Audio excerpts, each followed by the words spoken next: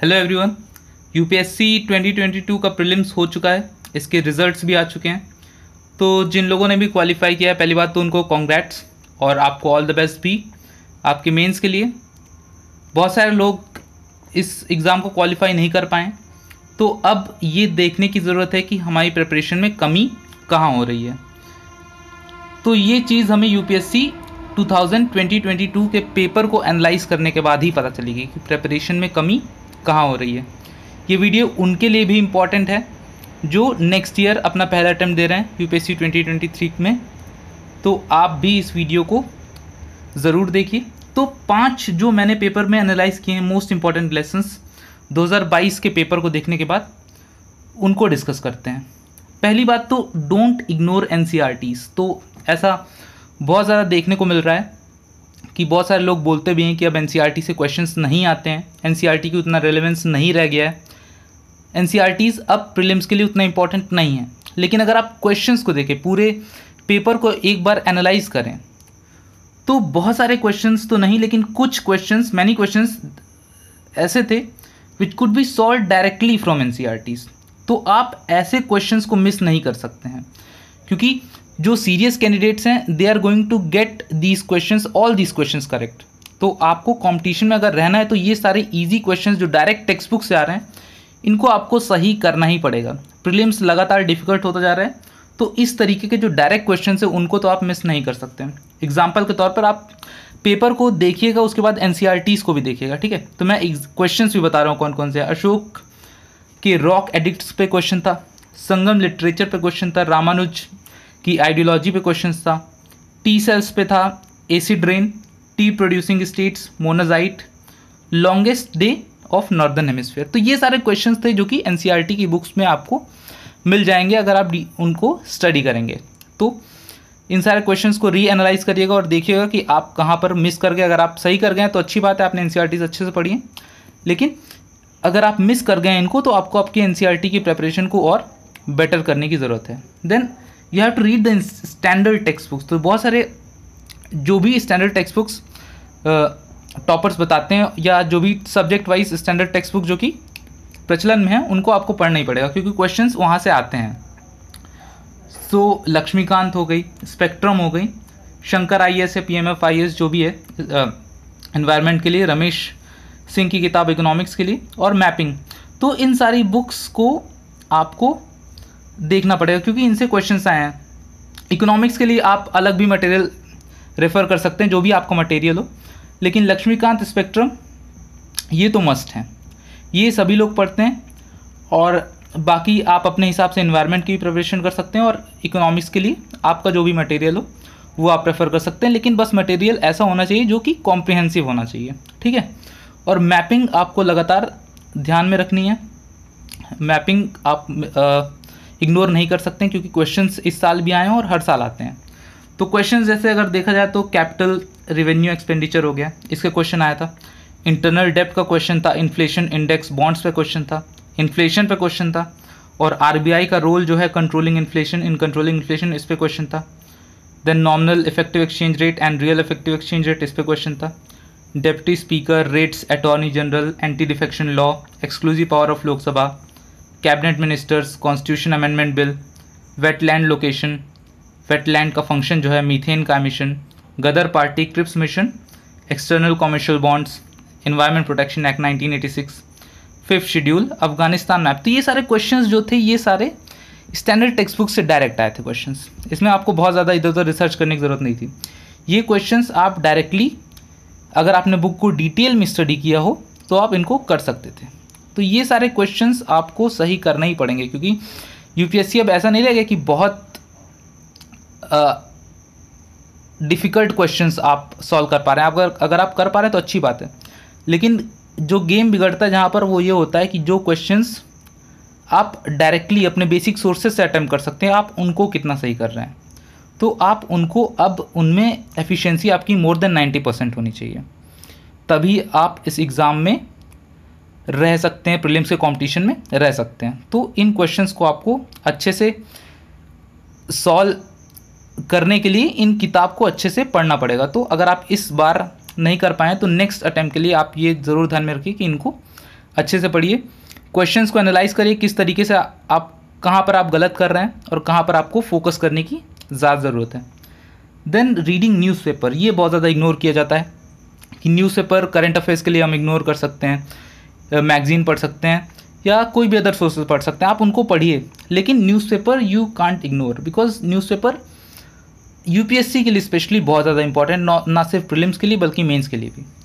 अगर आप बहुत सारे क्वेश्चंस देखें यूपीएससी प्रीलिम्स के जो directly came from topics which were constantly in news, तो टी सेल्स का क्वेश्चन ये लगातार न्यूज़ पे था क्योंकि वैक्सीन कोविड का जो इशू चल रहा था उसकी वजह से टी सेल्स बहुत ज़्यादा न्यूज़ में था। अगर आप द हिंदू में देखें तो साइंस एंड टेक सेक्शन और इसमें कई बार ये रिपीटेडली अपीयर होता था। देन software as a service, web 3.0, ये सब लगातार न्यूज़ पे थे। नॉन फंजिबल टोकन्स, वैक्सीन पे जो सवाल था, solar park, Ayushman Bharat digital mission, rapid financing facility, ये न्यूज़ में था क्योंकि श्रीलंका की इकोनॉमिक क्राइसिस जो थी उसकी वजह से न्यूज़ पे था। तो आपको इन सारे क्वेश्चंस को सॉल्व करने के लिए आपको लगातार न्यूज़पेपर पढ़ना पड़ेगा, क्योंकि न्यूज़पेपर अगर आप डेली पढ़ेंगे तो ये क्वेश्चंस आपके सामने, ये टॉपिक्स लगातार आपके सामने आएंगे, और जब ये लगातार सामने आएंगे तो आपको पता चलेगा कि ये टॉपिक्स एग्ज़ाम में अपीयर हो सकते हैं। क्योंकि यूपीएससी ऐसा नहीं है कि बहुत ही इधर उधर के टॉपिक्स पूछ रहा है, वो मोस्टली वही टॉपिक्स पूछता है करंट में जो कि न्यूज़ में काफ़ी रहते हैं। जैसे इस बार कोल पर एक क्वेश्चन था, कोल ऑर्गेनाइजेशन पर, तो कोल क्राइसिस चल रही थी। हाँ, ये क्वेश्चन, ये इशू ज़रूर है कि डिफ़िकल्ट क्वेश्चंस रहते हैं, पर यह है कि आप न्यूज़पेपर रीडिंग के थ्रू कुछ बहुत टारगेटिंग कर सकते हैं, थोड़ा बहुत, बहुत ज़्यादा नहीं, कि कौन सा चीज़ जो रेपिटेडली न्यूज़ में आ रहा है तो उनको आपको बहुत अच्छे से प्रिपेयर करना पड़ेगा। ऐसा नहीं कि आपने बस न्यूज़ को पढ़ लिया वहाँ से हो गया, आपको उसके बारे में जानना पड़ेगा, तब आप उसको पढ़ पाएंगे। तो इसी के साथ मैं नेक्स्ट उस पर लेके आता हूँ डिटेल्ड रीडिंग, जिस पर मैं डिस्कस कर रहा था कि आपको जो भी टॉपिक्स आ रहे हैं उनको अच्छे से पढ़ना पड़ेगा। क्वेश्चंस की जो डिमांड है कि आपको टॉपिक्स के बारे में डिटेल में पता होना चाहिए। So you have to get into the habit of detailed reading of topics. जो क्वेश्चंस हैं they test your understanding of particular topics, आप कितनी अंडरस्टैंडिंग है। So try to develop that understanding and do little bit research wherever required. तो आपको understanding develop करने के लिए जहाँ पर भी रिसर्च थोड़ा बहुत करना पड़े, यूट्यूब, गूगल, तो आपको वो करना पड़ेगा। जैसे क्वेश्चन NFT पे था, तो it required A proper understanding of what NFT is, NFT क्या है, इसके क्या यूजेस हैं, तो ये सब आपको NFT के बारे में पता होना चाहिए। हो सकता है न्यूज़पेपर में उतना प्रॉपरली कवर ना हो, तो इसके लिए आपको अगर कोई टॉपिक फ्रीक्वेंटली न्यूज़पेपर में आ रहा है तो उसकी अंडरस्टैंडिंग डेवलप करिए। You can use Google, YouTube, इसके लिए आप कर सकते हैं। देन अगर आप देखें तो कैपिटल एक्सपेंडिचर, रेवेन्यू एक्सपेंडिचर पे जो क्वेश्चन था, तो वो डिमांड करता था कि आपकी प्रॉपर अंडरस्टैंडिंग हो कि क्या है कैपिटल एक्सपेंडिचर और क्या रेवेन्यू एक्सपेंडिचर क्या है। तो अंडरस्टैंड करते हुए चलिए, सिर्फ और सिर्फ ये मत देखिए कि ये टॉपिक आता है, इस पर ये पॉइंट्स हैं। आपकी एक प्रॉपर अंडरस्टैंडिंग होनी चाहिए, एक बेसिक अंडरस्टैंडिंग तो कम से कम होनी ही चाहिए कि क्या है चीज़ें, क्या टॉपिक में है। सो इवन अगर आप टेक्स्ट बुक भी पढ़ रहे हैं तो किसी टॉपिक में ये मत सोचिए कि जैसे रेट्स में है तो ये मत सोचिए कि ये इंपॉर्टेंट पॉइंट है, ये इंपॉर्टेंट पॉइंट नहीं है। अब ऐसा नहीं रह गया है। अगर कोई भी टॉपिक आप पढ़ रहे हैं तो उसको बेसिकली एटलीस्ट अगर आप टेक्स्ट बुक से पढ़ रहे हैं तो सारे पॉइंट्स को अच्छे से पढ़िए और समझने का प्रयास करिए, क्योंकि अब क्वेश्चंस जो आ रहे हैं वो काफ़ी डिटेल में आ रहे हैं, आसान नहीं रह गए हैं सॉल्व करना। Then previous year questions and mock test. Previous year questions इसलिए क्योंकि आपको एक ट्रेंड एनालिसिस पता चलेगा किस तरीके के क्वेश्चन आ रहे हैं पहली बात, और किस डेप्थ में क्वेश्चन पूछे जा रहे हैं, कितना किसी टॉपिक में कितना डेप्थ में पूछ रहे हैं। ये आपको तभी पता चलेगा जब प्रीवियस ईयर क्वेश्चंस, मैं आपको बताता रहा हूँ कि डिटेल्ड अंडरस्टैंडिंग करनी चाहिए, लेकिन कितनी डिटेल्ड अंडरस्टैंडिंग करनी चाहिए ये कैसे पता चलेगा, ये आपको ही इस पर मेहनत करनी पड़ेगी। प्रीवियस ईयर क्वेश्चंस को देखिए, एनालाइज करिए, और आपने अभी तक जो बेसिक स्टडी किया उससे उसको कंपेयर करने का प्रयास करिए कि कितना आपका मैच कर रहा है, कितनी आपको और मेहनत करनी है, कितना आपको डिटेल में और पढ़ना है।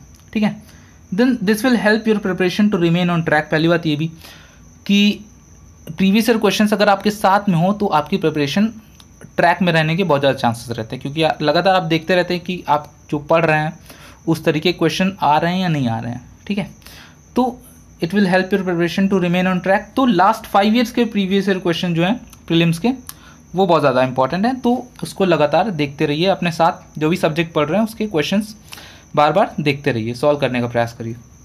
Then mock test. तो मॉक टेस्ट की रेलेवेंस अब ये नहीं रहेगी कि कितने number of direct questions mock test से आ रहे हैं, ठीक है, प्रीलिम्स में, क्योंकि डायरेक्ट क्वेश्चंस बहुत ज़्यादा नहीं आते हैं, मोस्टली नहीं आते हैं, आपको 1 2 3 मिल सकते हैं लेकिन बहुत ज़्यादा नहीं आते हैं। लेकिन मॉक टेस्ट की रिलेवेंस फिर भी है। क्यों है? बिकॉज इससे आपको पता चलेगा एग्ज़ाम के पहले कि आप कौन सी मिस्टेक्स कर रहे हैं एमसीक्यू सॉल्व करने में। क्योंकि अगर आपने लक्ष्मीकांत भी पढ़ ली तो बहुत सारे क्वेश्चन, अगर आप फर्स्ट टाइम एग्जाम देने जाएंगे डायरेक्ट यूपीएससी प्रीलिम्स 2022 में, तो बहुत सारे क्वेश्चंस आप गलत कर सकते हैं, क्योंकि direct UPSC direct text book से क्वेश्चन नहीं पूछ रहा। हाँ, टेक्स्ट बुक को पढ़ के सॉल्व कर सकते हैं लेकिन डायरेक्ट पॉइंट टू पॉइंट नहीं है, ठीक है। जैसे इस बार के क्वेश्चंस बहुत सारे रहे हैं जहाँ पर ये पॉइंट है कि कॉन्स्टिट्यूशन ऑफ इंडिया में वो चीज़ मेंशन है या नहीं है। तो ये सारी चीज़ें आपको मॉक टेस्ट में देने के बाद पता चलेंगी कि आप यहाँ पर मिस्टेक कर रहे हैं, आपने जो पढ़ी हैं वो एग्ज़ाम में किस तरीके से पूछा जा रहा है, ठीक है। तो मॉक टेस्ट का ये एक रेलेवेंस है। दूसरी, आपकी एफिशिएंसी पता चलेगी, आप कितना गलत कर रहे हैं, कितना सही कर रहे हैं, कितने निगेटिव हो रहे हैं। तो उस बेसिस पर आप ये अपना एक रेंज पता कर पाएंगे कि कितने नंबर ऑफ क्वेश्चंस आपको अटेम्प्ट करने चाहिए या नहीं करने चाहिए, कितने नंबर ऑफ क्वेश्चंस पे आपके क्या मार्क्स आ रहे हैं। ये टेस्ट सीरीज से एक अंदाज़ा लग जाता है, तो आपको दिमाग में एक फ्रेम रहता है कि आप इतने नंबर ऑफ क्वेश्चंस अटेम्प्ट करेंगे, तो उस हिसाब से आप फिर एग्जामिनेशन में अपनी स्पीड शुरुआत से ही लेकर चलेंगे। कि आपको अगर 85 क्वेश्चन अटेम्प्ट करने हैं तो शुरुआत से ही आप ये दिमाग में लेके चलेंगे कि मुझे 85 अटेम्प्ट करने हैं, तो उस हिसाब से आप अपनी स्पीड मेंटेन करके रखेंगे। Then full length mocks are most helpful. इसके लिए full length mocks, sectional mock इस वजह से इंपॉर्टेंट नहीं है क्योंकि सेक्शनल में तो आपके नंबर, अगर आपकी प्रिपरेशन अच्छी है तो सेक्शनल में आपके मार्क्स अच्छे आएंगे ही आएंगे, ठीक है। लेकिन उससे आपको एग्जामिनेशन मोड में आने में उतना हेल्प नहीं मिलेगी, क्योंकि फुल लेंथ एग्जामिनेशन में तो डायरेक्ट फुल लेंथ ही आता है ना। ऐसा तो है नहीं कि 80 क्वेश्चन पॉलिटी के आगे, 10 क्वेश्चन प्रीलिम्स करंट के आगे, ऐसा तो है नहीं, सारे क्वेश्चन मिक्स आते हैं। तो मॉक टेस्ट में सबसे ज़्यादा इंपॉर्टेंट मेरे हिसाब से तो इस समय फुल लेंथ मॉक्स हैं। बाकी आप अपने हिसाब से भी कर सकते हैं, सेक्शनल देना चाहें तो भी दे सकते हैं, लेकिन फुल लेंथ को आप इग्नोर मत करिए। एटलीस्ट 10 तो फुल लेंथ आप एग्ज़ाम के पहले दे कर ही जाइए, ठीक है। और उनको एनालाइज़ करिए, इस पे नहीं कि कंटेंट उन पर क्या है, इस पे एनालाइज़ करिए कि आप कहाँ मिस्टेक कर रहे हैं, कहाँ पर आपको क्या सिली मिस्टेक्स आप कर रहे हैं, ठीक है। टाइम मैनेजमेंट हो पा रहा है या नहीं हो पा रहा है, तो 2 घंटा बैठ के उसको एग्जामिनेशन के हिसाब से दीजिए, ठीक है। तुक्का ही मारना है तो इस हिसाब से दीजिए कि आप डायरेक्ट एग्ज़ाम में तुक्का मार रहे हैं। तो ऐसा नहीं कि आपने मार दिया तो चलो एग्ज़ाम अभी मॉक है तो नंबर अच्छे आ सकते हैं, ठीक है। तो उतने ही क्वेश्चन अटैम्प्ट करने का प्रयास करिए जितना आप यूपीएससी प्रीलिम्स के एक्चुअल एग्जाम में करेंगे। देन एक्स्ट्रा लेसन ये है, ये तो 5 लेसन्स थे, लेकिन एक्स्ट्रा लेसन जो ये है कि डोंट इग्नोर सीसैट। बहुत इग्नोर, सीसैट जो है लगातार डिफिकल्ट होता जा रहा है, अब आसान नहीं रह गया। अगर आप मैथ के क्वेश्चंस देखें तो इवन जिनका मैथमेटिकल बैकग्राउंड भी रहा है उनके लिए भी डिफ़िकल्ट पड़ रहा है। तो जिनकी अगर मैथ्स बेसिक से अच्छी नहीं है तो उनके लिए बहुत ज़्यादा डिफ़िकल्ट हो जाएगा। और कॉम्प्रिहेंशन भी हैं वो उतने सिंपल नहीं आते हैं, उसमें भी बहुत ज़्यादा आपको दिमाग लगाना पड़ रहा है। तो सीसैट को आप इग्नोर मत करिए, क्योंकि जीएस में अगर आप अच्छा ले भी आए, सीसैट में अगर आप नहीं कर पाए तो उसका कोई मतलब नहीं रह जाएगा। बहुत सारे ऐसे एस्पिरेंट्स हैं जो कि जीएस में स्कोर अच्छा कर रहे हैं इस बार, मतलब ऐसा पता चल रहा है, लेकिन वो सीसैट में क्वालिफाई नहीं कर पा रहे हैं। तो ये गलती आप मत करिएगा। अभी आपके पास 1 साल का समय है, जहाँ पर सीसैट में अगर आपको कमी है तो 1 साल में आप उसको सुधार सकते हैं, क्योंकि क्वालिफाई करना है, इसको 66-67 मार्क्स लाने हैं, तो इतने आसान नहीं रह गए हैं। लेकिन फिर भी 1 साल का समय है, तो इतने आप मेहनत करेंगे तो ज़रूर सीसैट क्वालिफाई हो सकता है, ठीक है। So don't take it lightly. So this was it for the video. इतने सारे लेसन्स जो हैं इनको आप ज़रूर अप्लाई करिए। अगर आपको अच्छा लगा हो, आपको समझ में आ रहा हो कि ये मिस्टेक आपने की है, तो अप्लाई करने का प्रयास करिए।